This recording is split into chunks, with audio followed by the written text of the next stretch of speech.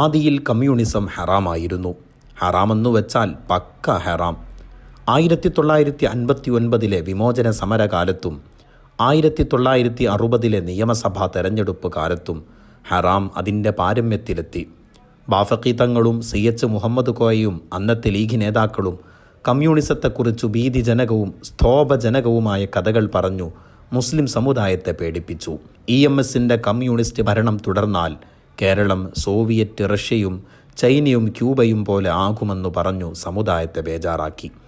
ഈ രാജ്യങ്ങളിൽ മസ്ജിദുകളും മദ്രസകളും പിടിച്ചെടുത്തു തകർത്തുവെന്നും ശേഷിക്കുന്നവ സിനിമാശാലകളും നൈറ്റ് ക്ലബ്ബുകളുമാക്കിയെന്നും മുസ്ലിം പേരുകൾ മാറ്റിയെന്നും CH സർഗാത്മകമായി പ്രസംഗിച്ചപ്പോൾ കാക്കമാർ അമ്പരന്ന് അന്തം വിട്ട് നിന്നുപോയി.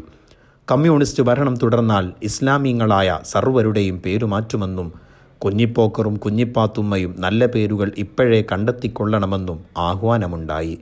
അങ്ങനെ പള്ളികളെയും പടച്ചോനെയും രക്ഷപ്പെടുത്താൻ വേണ്ടി EMSൻ്റെ കമ്മ്യൂണിസ്റ്റ് ഹറാമി മന്ത്രിസഭയെ 1959 ജൂലൈ 31 കേന്ദ്രം കുന്നിക്കു പിടിച്ചു പുറത്താക്കി.